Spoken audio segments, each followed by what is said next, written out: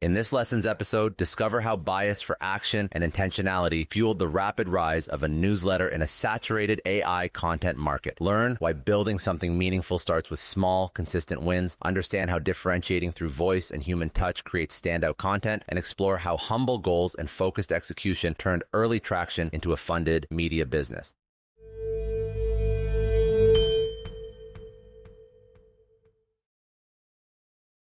Outside of lessons that you learned from like My First Million and obviously, Sam built The Hustle, Sean built Milk Road. So two great examples there. And I think they speak about them a lot, some strategies, how to grow scale.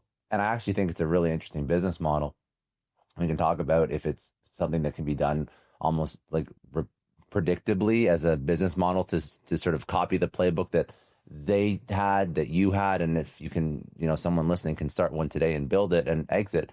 I think that's an interesting conversation because they seem to be so confident about it. And I guess you're a living example of listening to some advice and then running with it. But outside of the newsletter advice that you got, what were some of because you've gone through sales jobs, Amazon FBA, building a band and being a creator before, what were some of the most important ideas that you've learned up to this point in your career? I know you're still young, but what were some of the most important business ideas that helped you make Mindstream successful? I think at the core of it, it's just having a bias for action.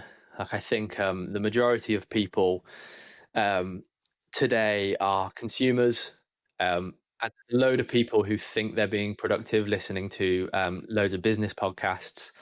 And the year before I started Mindstream, like 2023, sort of January, when I was looking at my goals for the year, my main goal for that year was I want to become someone who does something rather than says something, because I've always been able to sell myself. It's one of the best assets I have. But the problem is when you're selling yourself but you're not actually doing anything, it's just a lie at the core of it. You know what I mean? So I set myself the challenge that year of becoming the person who continues to sell itself but has something that's really exciting to sell. So having that bias for action is something I'm very, very grateful to have it kind of like in my core. And it's been there all my life. I started my first business at 14 doing events, went out and did the band. I've always had the energy to kind of go out and do things. And then also the thing I'm really like, my word of the year of 2025 is intention. Like I'm working quite hard to analyze all aspects of my life and optimize and really work on life building. And whenever I like discuss it, it always comes down to like being intentional. That's how I get happiness and success out of something. And to be intentional, you have to have a big picture. I don't think you can be intentional if you're really in the weeds. You just end up being reactive. So being able to kind of step out, analyze a situation, know the end goal you're going towards, and then make intentional decisions that will help you get there. I think having those two things really is kind of the core of what you need to go out and be successful in something. Yeah, I think that's very wise. I think that even without intention, Hermosi speaks about this a lot, how entrepreneurs sometimes last in this cycle their entire life about starting something, getting excited about it, then the hard shit happens, and then you get kind of disenchanted with it, then you start the next thing, and then you get the motivation to start it, and then hard shit happens, and then you move on to the next thing. And I think it's because you don't have that big picture or that North Star, and you aren't intentional about what you're doing. Like intention, in my mind, is what gets you through all those inevitably hard moments that are going to occur whenever you're building anything meaningful. You need to have intention, and you need to have North Star, and you need to have a vision bigger than, the shitty, the shitty thing that's bound to happen on the way to building the impressive, incredible, amazing thing. It's so important. I know that when you started Mindstream, it didn't like blow up right away. It took a second. So early days of sending that newsletter, actually, before we even talk about early days of sending the newsletter, what made you want to focus on AI content? What was the signal in the market that was a good idea? So this is May the 24th of May 2023 that we sat down. And when we sat down to decide on what we were going to start, we didn't know it was going to be a newsletter and we didn't know it was going to be AI. We made that decision in the space of 2 or 3 hours. So I have to think about what I was influenced by at that time. And most of my, like I said earlier, most of my time at work was spent outbounding on LinkedIn. That's a little bit of a lie. Most of my time at work was spent scrolling through LinkedIn, right? You know, and maybe Of course. 20% of it was Maybe a little bit of outbound. yeah. And obviously there's a algorithmic effect to like someone's LinkedIn feed, but mine became all about AI. And I was following these creators who was building these followings talking about AI. If anyone thinks back to that time, it was just everything. Like someone could put a lead magnet of 100 ChatGPT prompts and get like thousands of emails overnight. So it was the obvious thing to go for at the time. That's not enough, I don't think. So when me and Matt sat down and talking about it, I said, I think AI is the thing. Do you, as the copywriter, care enough about this technology to write about it every day? And luckily Matt did. Otherwise we might have picked something totally different and not be where we are today. I think that, listen, there's something to be said for like riding a trend. It's smart, but the trends are also busy. So that means that there was probably a whole bunch of other people writing AI newsletters. So I think that just jumping on like a bandwagon trend, it sounds compelling and it sounds like a great idea, but then you realize that everybody's doing it. So you still have to differentiate somehow. It's not like it's easy. Do you think that if you had chosen to write about anything else, you would have been as successful as fast? Definitely not. Definitely not. You mentioned about the competition. Even when we sat down to start Mindstream, I remember looking at it, and there were more than 1,000 AI newsletters on Beehive. Like on our day one, there was more than 1,000. It's ridiculous. And I think a reason for that is Shan Puri had said 6 months before, someone needs to go and do the hustle for AI. So I was late. Like we were late. Superhuman, The Rundown already had, I think, 500,000 subscribers. So we were so late. There was big players in the game and there were hundreds and hundreds of smaller players in the game. So in those very early days when we kind of analyzed the market, what we realized is that most of the newsletters were quite smartly using AI technology to just consolidate what's going on. They were doing like a pretty good job of curating all of the buzz, and there was so much buzz, and then using AI to write these newsletters, and they were just basically saying like, here's what happened.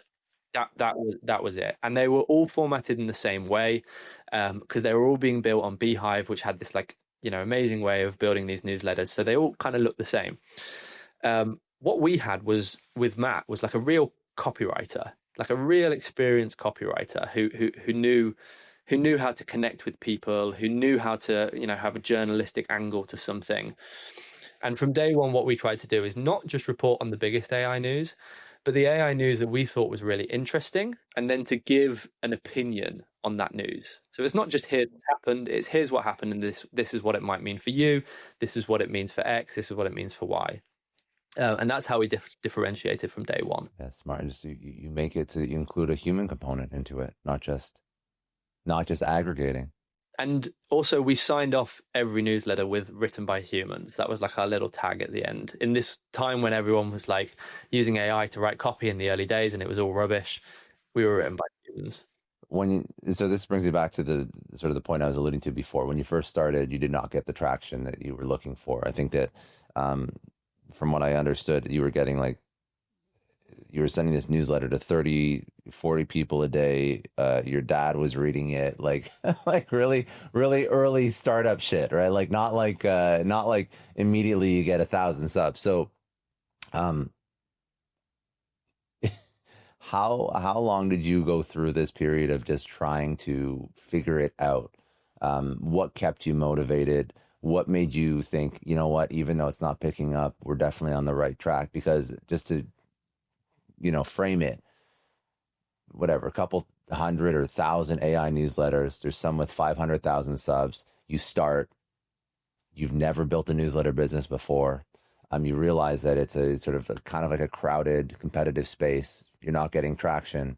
Some people throw in the towel very quickly. I think that if you look at like even stats for podcasters, if you've done more than 10 podcasts, I'm pretty sure it's something ridiculous. Like you're in the top 1% of podcasters just by releasing 10 plus episodes.